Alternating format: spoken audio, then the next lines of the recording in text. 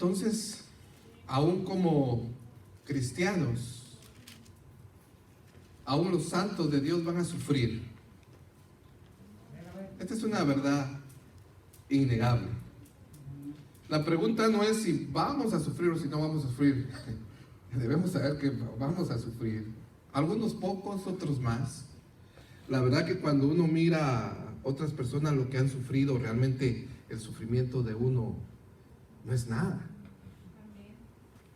Pero sin embargo, el Señor nos tiene nuestra cuota de sufrimiento. ¿Ya tiene ahí Marcos 8? Voy a pedir que me acompañe en la lectura del versículo 31 al final, por favor.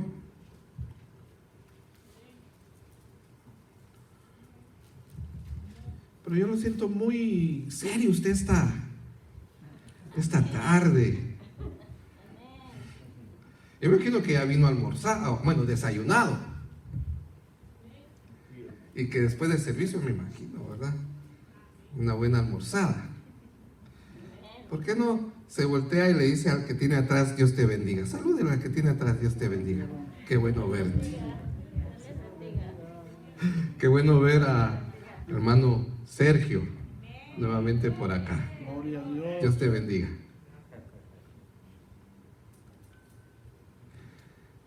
Relajémonos, ¿ok? Dios es bueno y para siempre es su misericordia. Y en su presencia hay plenitud de gozo. Entonces le decía yo que la pregunta no es si vamos a sufrir o no vamos a sufrir. Enfermedad, a veces problemas familiares, financieros, en el trabajo, salud.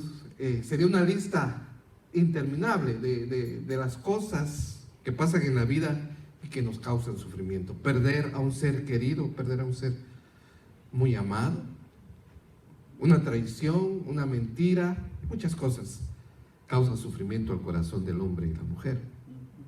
Entonces, la pregunta no es si vamos a sufrir o no vamos a sufrir. La cuestión sería, ¿cómo vamos a enfrentar el sufrimiento? Si ya es un hecho que vamos a sufrir. Si hay entre nosotros hermanos y hermanas que están enfermos y están sufriendo. Y cada uno tendrá, sin decir, sin que no se note, otro tipo de sufrimiento, tal vez sentimental. Los solteros se quieren casar y hay casados que se quieren descasar y están sufriendo.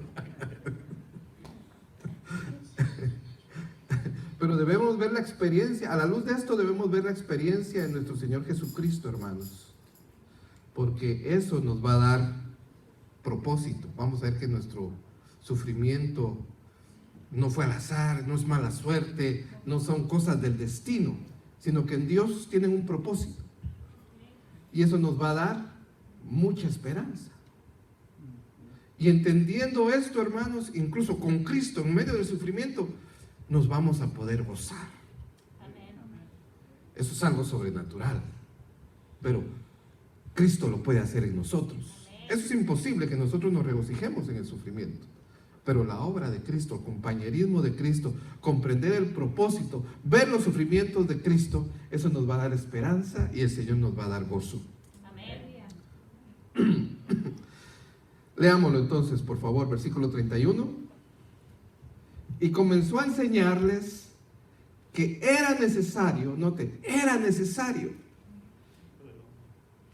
al Hijo del Hombre padecer mucho y ser desechado por los ancianos, por los principales sacerdotes y por los escribas, y ser muerto y resucitar después de 3 días. Esto lo decía claramente. Entonces Pedro le tomó aparte y comenzó a reconvenirle, pero él, volviéndose y mirando a los discípulos, reprendió a Pedro, diciéndole: quítate de delante de mí, Satanás, porque no pones la mira en las cosas de Dios, sino en la de los hombres. Y llamando a la gente y a sus discípulos, les dijo: si alguno quiere venir en pos de mí, niéguese a sí mismo y tome su cruz y sígame. Porque todo el que quiere salvar su vida la perderá. Y todo el que pierde su vida por causa de mí y del Evangelio la salvará.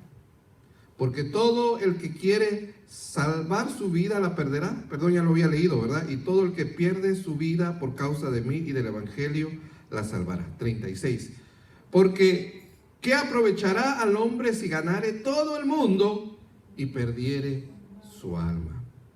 Porque el que se avergonzare de mí y de mis palabras en esta generación adúltera y pecadora, el Hijo del Hombre se avergonzará también de él cuando venga en la gloria de su Padre con los santos ángeles. Padre, te suplico tu gracia y tu claridad.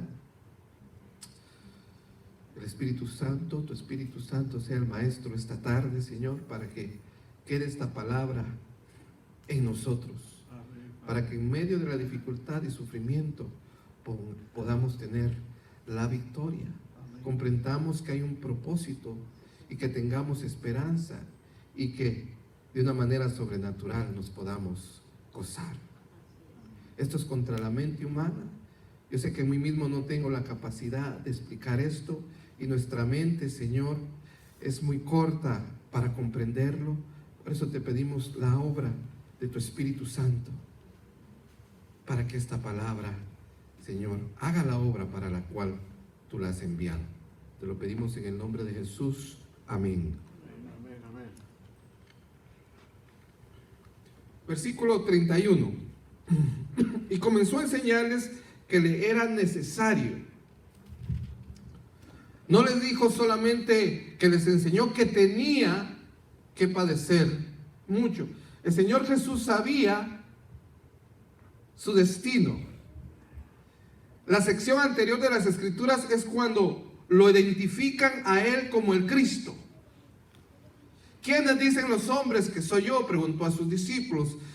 Y hubieron varias respuestas, pero como vocero de los 12, Pedro le contestas: tú eres el Cristo, el Hijo del Dios viviente. Entonces el Mesías fue identificado. Jesús era el Cristo, el Mesías. Entonces inmediatamente Él les dice qué clase de Mesías Él iba a ser, porque no iba a ser solamente un Mesías glorioso y victorioso, sino que también iba a ser un Mesías sufriente, un Mesías que iba a ser humillado y que le era necesario padecer mucho. Porque el concepto que ellos tenían de Cristo, del Mesías, era un personaje victorioso, un personaje glorioso. No les cabía a ellos un Mesías que pudiera ser humillado. Un Mesías sufriente no estaba dentro de su teología. Y es importante que en nuestra tengamos una buena teología referente al sufrimiento. Porque hay un evangelio que dice que ya no tenemos que sufrir, que ya no tenemos que enfermarnos, que vamos a ser como los cuentos, ¿verdad?, de las cenicientas y todos esos, que vamos a vivir felices para siempre, sin problemas, sin dificultades. Pero la palabra y la misma experiencia de nuestro Señor Jesucristo nos dice que no es así, que Dios usa el sufrimiento. Entonces tenía que aclararles qué tipo de Cristo, qué tipo de Mesías, que iba a ser un Mesías sufriente, que iba a padecer mucho, y él incluso sabía de manos de quién. O sea, cuando a Cristo lo cogieron y lo arrestan, él en ningún momento fue sorprendido. Él dio su vida voluntariamente hasta que el tiempo llegó, y después de hablar y tener ese trance en el Getsemaní, donde dice que caían de él gotas de sudor que eran como sangre, de ese estrés, porque sabía lo que no solamente física sino espiritualmente iba a enfrentar en la cruz del Calvario, que era cargar con su pecado y mi pecado, y el pecado de todo aquel que viene a los pies de Cristo en arrepentimiento. Apenas nos podemos imaginar que es un hombre que nunca ha sabido qué es el pecado, que en un momento sienta no solo no su propio pecado, sino le sea cargado todo el pecado del mundo en él. Qué trauma psicológico el que vivió nuestro Señor Jesús. Cargó toda la vergüenza de nuestro pecado, todo el dolor de nuestro pecado, todo el estrés de nuestro pecado, todo el temor de nuestro pecado en la cruz del Calvario. Yo quiero, hermanos, que consideremos por un momento, para seguir avanzando, a este Mesías sufriente.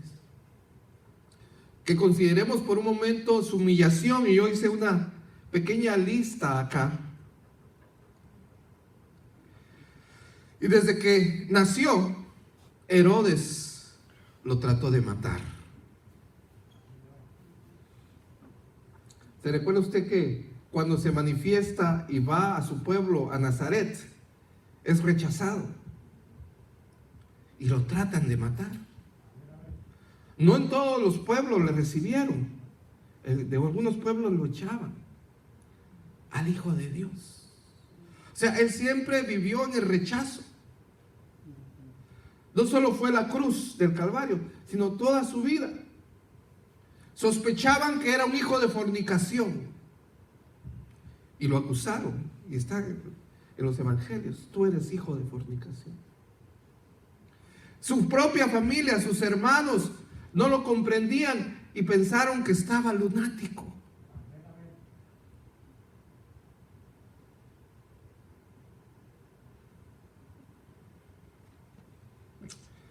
Vemos que desde antes que lo mataran, mucho tiempo antes, había un complot para asesinarlo. Lo odiaban los líderes religiosos, lo despreciaban.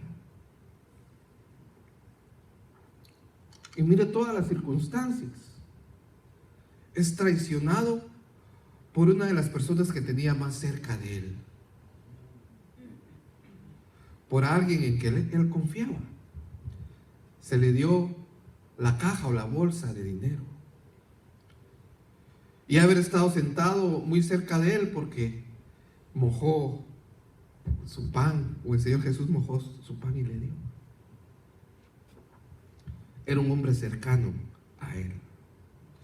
La manera en que lo arrestan de noche furtivamente, y va un montón de gente con palos y con espadas, y él mismo le dicen: ¿por qué vienen a mí así, como que yo si fuera un ladrón? ¿No he estado yo enseñando en el templo todos los días y ahí pudieron haberme arrestado? Pero vienen a mí furtivamente, en escondidas, a quererme apresar como un ladrón. Y es llevado al tribunal de los judíos y es humillado y es abofeteado, y le escupen y le pegan y le dicen: profetiza, en tono burlón: ¿quién te ha abofeteado? No les bastó eso, sino en su odio contra él, en su rechazo, es llevado a Poncio Pilato, es entregado a los judíos, que esto, a los gentiles, perdón, que esto para un judío era algo muy humillante. Y Poncio Pilatos les da la oportunidad que escogieran entre Barrabás, un ladrón muy famoso, y Jesús. ¿Y qué hacen? No, le dicen: queremos a Barrabás. Y todos: crucifícalo, crucifícalo. Y aún estando en la cruz, se burlaban de él. Le decían: si de verdad eres hijo de Dios, bájate de la cruz. Y dice que la gente pasaba y movía su cabeza despreciándole. Y no que tú destruías el templo y lo levantabas en 3 días. Y tuvo que soportar la burla y la insolencia. Y antes de eso, ¿se recuerda usted cuando Pilato se lavó las manos y lo entrega a sus soldados? Lo llevan y le causan violencia, le ponen aquella corona de espinas, lo abofetean y se burlan de él y le hacían, oh, Hosana, al rey de los judíos. O sea, la humillación de nuestro Señor Jesús no solo fue la cruz del Calvario. Entonces es bueno que consideremos el sufrimiento y la humillación de nuestro Señor Jesús y cómo esto era parte de un plan divino. Y la crucifixión estaba diseñada para que fuera un espectáculo público, o sea, para despojar a la persona que era crucificada de cualquier dignidad. Y ahí eran castigados lo que se consideraba lo peor, los peores criminales. Y así fue tratado el justo y el dador de la vida. Mire lo que el profeta Isaías dice del siervo sufriente de Jehová, que es nuestro Señor Jesucristo. Despreciado y desechado entre los hombres. Isaías 53. Varón de dolores, experimentado en quebrantos, y como que escondimos de él el rostro, fue menospreciado y no lo estimamos. Ciertamente llevó él nuestras enfermedades y sufrió nuestros dolores, y nosotros le tuvimos por azotado y por herido de Dios y abatido. Mas él herido fue por nuestras rebeliones, molido por nuestros pecados. El castigo de nuestra paz fue sobre él. Por eso cantamos aquel canto, Cristo es mi paz, pues ha roto todas las cadenas, porque él pagó el precio de nuestra paz. El castigo de nuestra paz fue sobre él, y por su llaga fuimos nosotros curados. Todos nosotros nos descarriamos como ovejas, cada cual se apartó de su camino, mas Jehová cargó en él el pecado de todos nosotros. Angustiado él y afligido, no abrió su boca. Como cordero fue llevado al matadero, y como oveja delante de sus trasquiladores enmudeció y no abrió su boca. Le decía, hermanos, que consideráramos cuánto sufrió nuestro Señor Jesús, que consideráramos su humillación y su dolor, porque eso nos va a ayudar a nosotros cuando estemos sufriendo. Verlo a él nos va a ayudar a nosotros en medio del dolor, porque no solamente tenemos a un Cristo triunfante y glorioso, ahora él está glorioso y triunfante a la diestra del Padre. Amén, aleluya. Pero el camino de la gloria fue la cruz. El camino de la exaltación es la humillación. Y como él debía ser como nosotros, por eso se le dio carne y tenía que experimentar como todo hombre la experiencia humana. Ahora no tenemos, hermano, un sumo sacerdote que no sepa lo que no es sufrir, sino tenemos un sumo sacerdote que cuando estamos con nuestro dolor y sufrimiento nos podemos acercar a él, porque sabemos que él también sufrió, que él también padeció, y él entiende nuestro sufrimiento, no es indiferente a nuestra necesidad, a nuestro dolor, a nuestra enfermedad, a nuestro padecimiento. Por eso en medio del sufrimiento debemos considerar que Cristo también fue un Cristo sufriente, y que a través de ese sufrimiento y de esa humillación fueron cumplidos los propósitos de Dios. Y hay propósitos que Dios va a cumplir a través de nuestra enfermedad y a través del sufrimiento y a través de la situación difícil. Porque luego en el mismo capítulo dice, siempre hablando del siervo sufriente de Jehová, que es el Señor Jesús. Con todo esto Jehová quiso quebrantarlo, sujetándole a padecimiento. Cuando haya puesto su vida en expiación por el pecado, verá linaje. Vivirá por largos días y la voluntad de Jehová será en su mano prosperada. Pero pongan la atención a esto: cuando haya puesto su vida en expiación por el pecado, verá linaje. ¿Quién es ese linaje? Aleluya. Gloria a Dios. Gracias a su sufrimiento, gracias a la cruz, gracias a su padecimiento, ahora hay un linaje. Cristo tiene linaje. Amén, amén. ¿Quién es ese linaje? Aleluya. Nosotros, aleluya. Usted y yo, si hemos nacido de nuevo, somos el linaje de Cristo, somos el fruto de la humillación y del dolor y del sufrimiento de nuestro Señor Jesús. Así como la mujer sufre dolores de parto para cuando va a dar a luz, así nuestro Señor sufrió y dio a luz un linaje. Gracias, Señor. Y compró con su sangre un pueblo para su Dios. Amén, aleluya. Pero con dolor, con sufrimiento. Aleluya. Verá el fruto de la aflicción de su alma. Mire, desde hace 2000 años ha visto fruto. Cuando nos vamos a una escena que nos muestra el libro de Apocalipsis, dice que hay una multitud que no se puede contar, que han lavado sus vestiduras con la sangre del Cordero. Porque Él tuvo fruto y fruto abundante. Y hasta que Él regrese, hasta que Él venga en su manifestación, seguirá dando fruto. Aleluya. Verá el fruto de la aflicción de su alma y quedará satisfecho. Por su conocimiento justificará mi siervo, hablando de Cristo, es Jehová, el Padre hablando de su Hijo. Justificará mi siervo justo a muchos y llevará la iniquidad de ellos. Vea el propósito de la humillación y del sufrimiento de nuestro Señor Jesucristo, que le dio un linaje al Padre.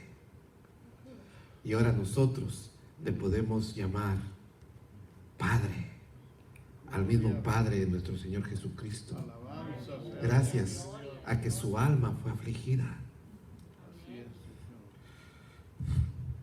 Su sufrimiento le trajo gloria a Dios. Apocalipsis 5, que decían a gran voz: el Cordero que fue inmolado es digno de tomar el poder, las riquezas, la sabiduría, la fortaleza, la honra, la gloria y la alabanza. Y a todo lo creado que está en el cielo y sobre la tierra y debajo de la tierra y en el mar y todas las cosas que en ellos hay, oí decir: al que está sentado en el trono y al Cordero sea la alabanza, la honra, la gloria, el poder por los siglos de los siglos. Aleluya. El sufrimiento de nuestro Señor, sus padecimientos. Por eso Él les dijo: me es necesario que padezca mucho, no poco. Ni siquiera les dijo padecer un poquito o padecer, no, que padezca mucho, me es necesario. Porque ese mucho padecimiento iba a traer alabanza, gloria al Padre. Y por eso vemos aquí en esa escena que dice que todo lo crea y todo lo creado, lo que está en los cielos, en la tierra y debajo de la tierra, alaban al que está sentado en el trono y al Cordero que fue inmolado. Gloria a Dios. Nuestro sufrimiento, si lo entendemos y si estamos en Cristo, también le puede traer gloria a Dios. Recuerdo que tendría unos 13 años cuando una hermana de la iglesia enfermó de cáncer terminal. No recuerdo el nombre de la hermana. Y se le iba a visitar a su casa. Y decían, cuando salían, las personas de visitarla. Ella era la que oraba por los que iban a orar por ella. Ella era la que fortalecía a la enferma, era la que fortalecía y animaba a los hermanos que la visitaban. Porque ella había entendido el propósito de su sufrimiento. Y en su sufrimiento se estaba glorificando el nombre del Señor. Fue elevado al lugar de máximo honor. Filipenses 2. Y estando en la condición de hombre, se humilló a sí mismo, haciéndose obediente hasta la muerte y muerte de cruz. Por lo cual también Dios le exaltó hasta lo sumo y le dio un nombre que es sobre todo nombre. ¿Por qué? Por su padecimiento, por su humillación, porque el camino de la exaltación en la vida cristiana o en Dios es la humillación. Y antes de la gloria tiene que haber una corona de espinas. ¿Cuándo es que decoran a un soldado? ¿Cuándo es que le dan la medalla de valor? Después de la batalla. Después de la batalla. No, antes. ¿Cuándo se exalta la valentía de un combatiente? ¿Cuándo se le da el honor al combatiente? No es antes de la batalla.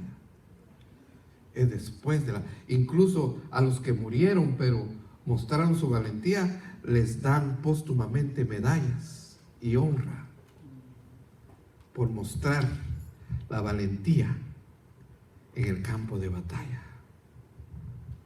Nuestro Señor, hermanos, fue un hombre muy valiente. Y nosotros, al enfrentar el sufrimiento con la ayuda del Señor, debemos ser valientes y no agüitarnos. Llegará el pensamiento, llegará la tentación de reclamarle a Dios: ¿y por qué a mí? Si yo tan bueno que soy, no le hago mal a nadie. Y todavía decir: ¿por qué a mí? ¿Por qué no a otro?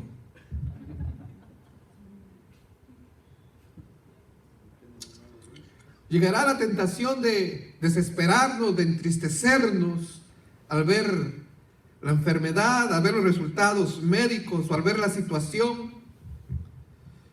Pero debemos recordar que nadie ha sufrido como Cristo.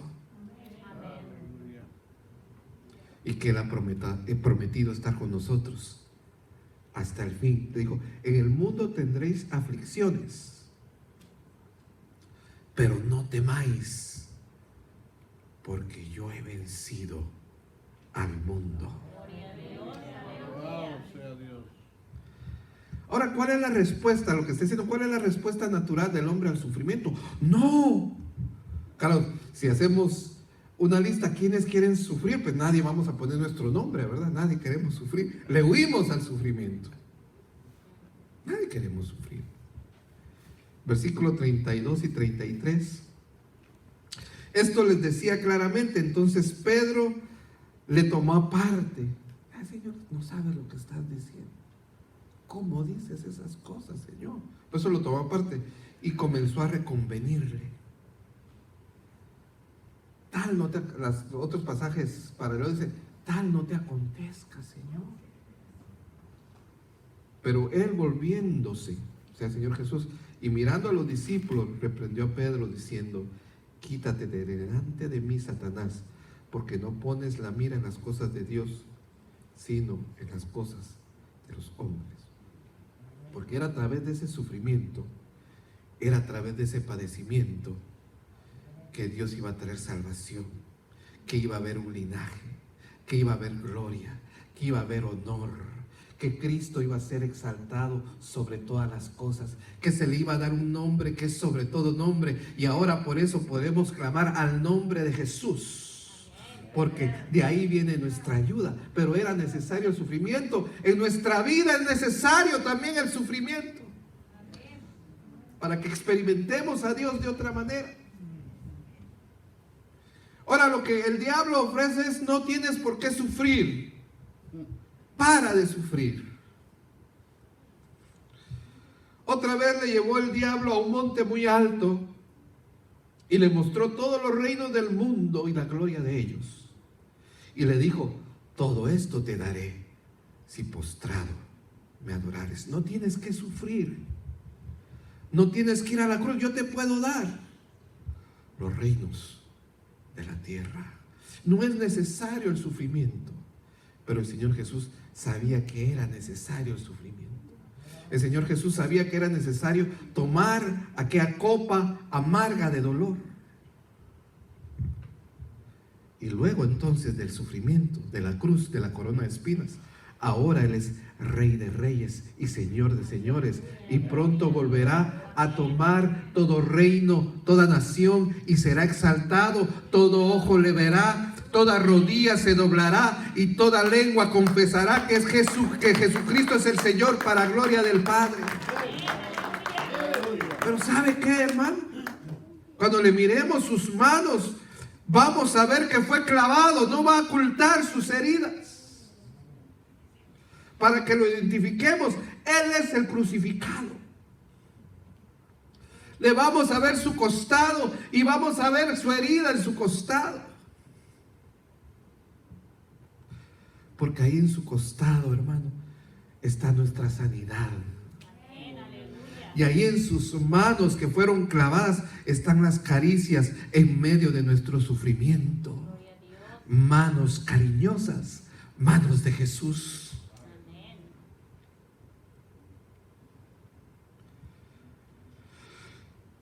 Versículo 34. Y llamando a la gente y a sus discípulos les dijo: si alguno quiere venir en pos de mí, niéguese a sí mismo y tome su cruz y sígame. La cruz, hermano, es la porción de ese sufrimiento que debemos padecer. La cruz es sinónimo de sufrimiento, sinónimo de adversidad, sinónimo de dolor. Y aquí nos dice el Señor que nos neguemos y que tomemos nuestra cruz y que le sigamos.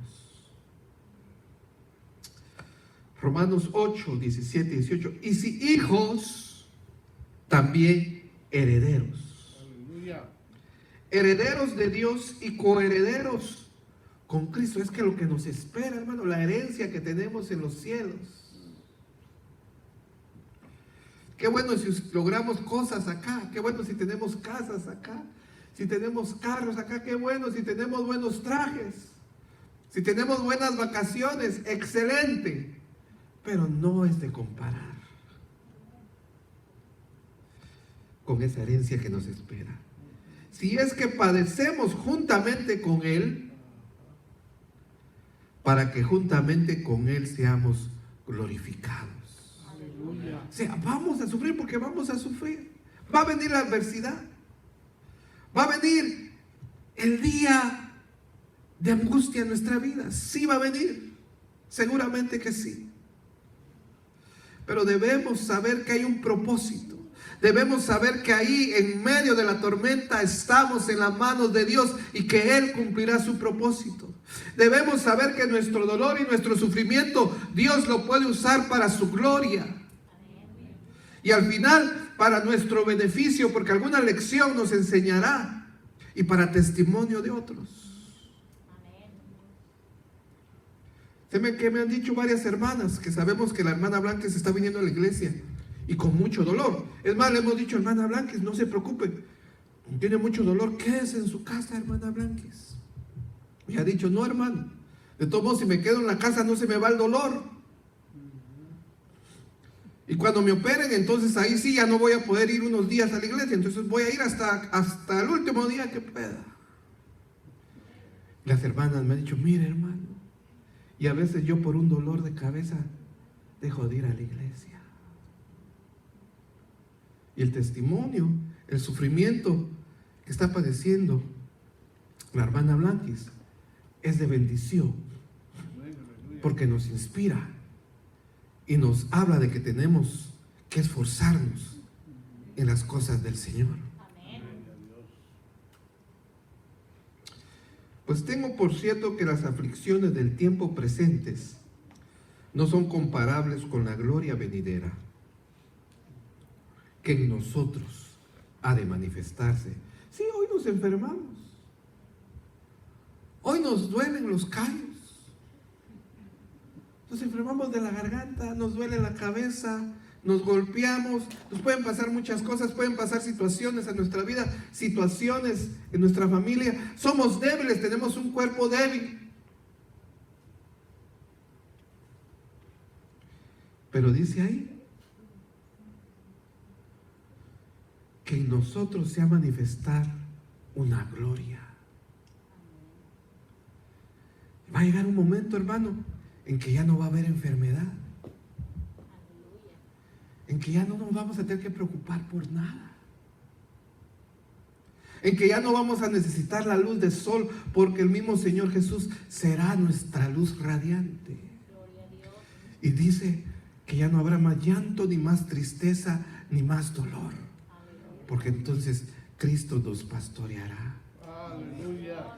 ¿Sabe usted qué pasa cuando un santo de Dios se enferma y va a la tumba? En el momento que ese santo de Dios muere, ¿usted sabe qué le pasa? Entra la gloria. Entra su gozo eterno. Terminan sus afanes, terminan sus preocupaciones. Pasa de muerte a vida. Amén, aleluya.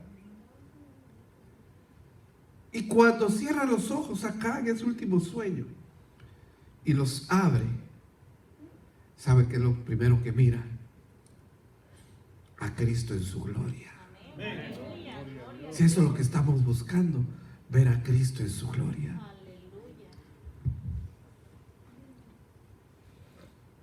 Por eso es que Pablo dice: ¿y en dónde está muerte tu aguijón? Porque no te tengo miedo, muerte. ¿Y en dónde, oh sepulcro, tu victoria? Porque decía también Job: aunque muera y me hago polvo, yo sé que mi Redentor vive y me levantará. Porque nosotros somos gente que tiene esperanza. Nosotros somos gente que tiene propósito en Dios. Nosotros somos gente que sabemos que el que comenzó la buena obra la terminará. Nosotros somos gente que sabemos que en medio del dolor Dios tiene un propósito en nuestras vidas y que ese dolor no es desperdiciado. Y es que no es igual cantarle al Señor sano, cantarle al Señor después de que nos aumentaron o que cerramos un buen negocio. ¿Quién no le va a cantar así al Señor? Con gozo, contento. No es igual en la aflicción. No es igual en medio del dolor levantarle la mano al Señor. ¿Usted se imagina cómo el Señor mira esa alabanza que surge en medio del dolor? Tiene más valor. Los ángeles podrán cantar muy bonito. Allá en el cielo no tienen el problema de sonido que tenemos acá. Los ángeles no necesitan de micrófono. Cantan bello. Pero sabe que su adoración y mi adoración tiene más valor. Porque ellos no sufren. En el cielo es fácil cantarle a Dios, viendo ahí la gloria de Dios y usted viendo los problemas. Pero aún así cantamos: Jehová está en su templo, alábale que Él vive. Jehová está en su templo, alábale que Él vive. Por eso el libro de Apocalipsis nos dice que hay un canto que los ángeles no pueden cantar: el canto de los redimidos. El canto de los que sufren, el canto de los que padecen, así como su Cristo, su Salvador, ha padecido.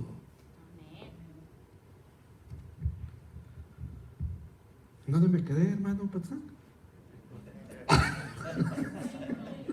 ¿Ah? No le oigo. De la esperanza venidera, ¿verdad? Entonces, ese pasaje que le leí nos habla que nos debemos identificar con el sufrimiento, de que cuando sufrimos, mi Señor sufrió. Y ese sufrimiento a mi Señor le trajo gloria. Este sufrimiento me va a traer a mi gloria. Pero en el Señor, en la presencia del Señor. Mire, Hechos 9, 15 y 16, el Señor le dijo, esto hablando de Pablo, ve, le dijo a aquel discípulo, porque instrumento escogido me es este. ¿Quién era este? Pablo. Para llevar mi nombre en presencia de los gentiles y de reyes y de los hijos de Israel. Ve, le dice, porque este me va a servir, lo voy a usar grandemente para alcanzar a muchos gentiles, para llevar el evangelio a muchos gentiles. Y no ha habido misionero en estos 2000 años tan grande, y quizás no ha habido un cristiano tan grande como el apóstol Pablo. No ha habido un ministerio, hermano, tan grande después del Señor Jesús como el de Pedro y Pablo. Pues porque yo le mostraré cuánto le es necesario padecer por mi nombre. A Cristo le fue necesario, porque iba a traer mucha bendición, iba a traer un linaje, iba a traer hijos, iba a traer gloria, y le fue dado un nombre que es sobre todo nombre. Y en Pablo vemos lo mismo, es necesario que padezca, porque lo voy a usar mucho, tiene que padecer mucho. O sea que nuestro sufrimiento tiene propósito. A más sufrimiento, más gloria. Si estamos en Cristo, si entendemos estas cosas, ya no vamos a ver el sufrimiento igual. Y vamos a decir, Señor, no sé cómo, no entiendo, pero tú te vas a glorificar, porque eso es lo que me enseña tu palabra. Aunque mi corazón, mi mente me diga que no, mi corazón me dice que sí, que tú vas a hacer algo en esta situación.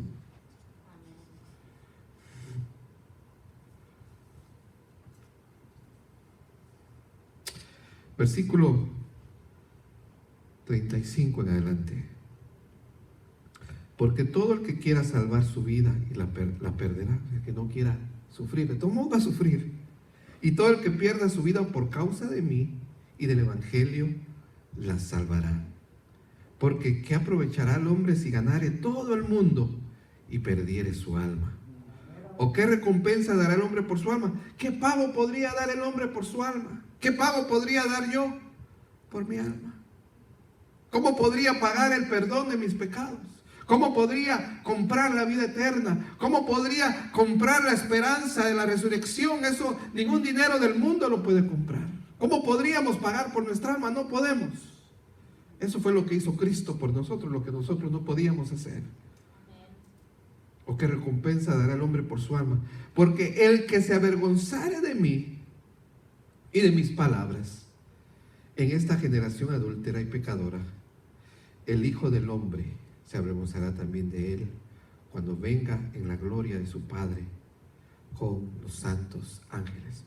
Algo tengo que decirle, que los sufrimientos que padecemos acá son temporales, no son para siempre. Y que la gloria que nos espera, que se manifestará en nosotros, no es de comparar con estos sufrimientos temporales. Cuando se ensaña Satanás contra Job, ¿se recuerda usted la historia de Job? Y lo pierde todo. Sus propiedades, sus ganados. Es arruinado por completo. Satanás lo hizo con el permiso de Dios. O sea, a usted y a mí no nos puede tocar un pelo si Dios no le da permiso. Porque nuestras vidas están en las manos de Dios. Entonces le tuvo que pedir permiso. Ahora, ¿cómo te bendí? Mire cómo lo has bendecido, cómo no te va a alabar. Todo lo que tiene, cómo no te va a ser fiel. No dará el hombre por su vida, por su pellejo, le dice. Quítale lo que tiene y entonces a ver si no te maldice. Dios autorizó eso. Y se ensaña Satanás contra aquel hombre. Y le quita todo lo material, todas sus finanzas, lo arruina. Pero no solo eso, le quita a sus hijos. Para que dice, cuánto dolor, cuánto sufrir.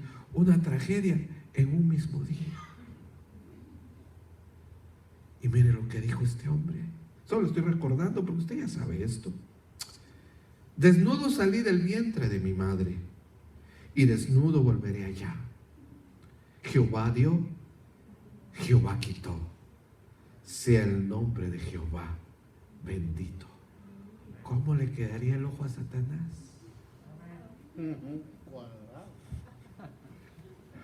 Le quedó oíta para la baba. Y en todo esto no pecó Job, ni atribuyó a Dios despropósito alguno. ¿Entendía Job lo que estaba pasando? No. Todo el libro se trata prácticamente porque Job no encuentra la razón por qué está pasando esto, pero no le quitó despropósito a Dios. Desconocía Job la manera en que iba a ser restaurado al final, que Dios iba a quitar su sufrimiento, que Dios le iba a dar más de lo que había tenido. Y cuando la esposa de Lot lo vio así enfermo, Job lo vio así enfermo, eso está bueno, ponga atención, hermano. Lo vio así enfermo. Ay, papito chulo, no le dijo así, ¿verdad? Bien enfermo, el pobre dice, maldice a Dios y muérete, le dice. Ya me caes mal, verte ahí arruinado, mira cómo estamos ahora. Gracias a Dios que nosotros no tenemos esposas así, ¿verdad? Mi esposa me dice, ¿ya estudiaste? ¿Estás orando? ¿Estás leyendo la Biblia? ¿Te estás preparando para el mensaje? Y yo le digo, sí, mamita linda, le digo. No, le digo, gracias, Dios te bendiga. Pero esta mujer no era así. Ya, Job, ¿para qué sufrir tanto cuando no se le encuentra propósito, ¿verdad? El sufrimiento. ¿Para qué se maldice a Dios? Ya, que te mueras, mira cómo estás ahí, sufriendo. Entonces le dijo su mujer, aún retienes tu integridad, maldice a Dios y muérete. Y él le dijo, como suele hablar cualquiera de las mujeres fatuas. O sea, me dijo, me extraña, yo te he enseñado bien, pero ahora estás hablando como una mujer que no conoce a Dios. Estás hablando como una mujer que no teme de Dios. Estás hablando como una mujer ignorante, como una fatua. Has hablado. ¿Qué? Le dice Job. ¿Recibiremos de Dios el bien y el mal no lo recibiremos? En todo esto no pecó Job con sus labios. Ahora, ¿recibiremos solo el bien de Dios? ¿Y no recibiremos el mal? Los sufrimientos que Él permita, que Él tiene sus propósitos. Con esta me despido, hermanos. Primera de Pedro 4:12. Estoy usando una versión que no es la Reina Valera para este pasaje. Queridos amigos, es el apóstol Pedro escribiendo, no se sorprendan de las pruebas de fuego por las que están atravesando, como si algo extraño les sucediera. Estoy diciendo a los creyentes, no se sorprendan si viene el sufrimiento, no se sorprendan si viene la prueba, no se sorprendan si viene la aflicción. No debe ser algo extraño en la vida de los cristianos, porque así fue nuestro Señor Jesucristo, el Cristo sufriente. En cambio, alégrense mucho, porque estas pruebas los hacen ser partícipes con Cristo en su sufrimiento. Cuando usted acepta el sufrimiento, cuando usted dice, tienes un propósito, y como Job en su corazón dice, recibiré solo la bondad de Dios y no recibiré también el sufrimiento. Cuando vamos con la actitud de Job y decimos, Jehová Dios, Jehová quitó, sea el nombre de Jehová exaltado. Entonces el Señor va a venir en medio del sufrimiento y nos va a dar gozo, porque el sufrimiento nos va a hacer recordar que nuestro Señor Jesús sufrió por nosotros y que Él entiende nuestro sufrimiento y que al estar sufriendo somos uno con Cristo en sus sufrimientos. Eso es lo que nos enseña ese pasaje. Por eso la manera en que vemos el sufrimiento, el dolor, la aflicción tiene que cambiar, mis hermanos, para que no desperdiciemos el sufrimiento, sino que glorifiquemos a Dios en medio del sufrimiento.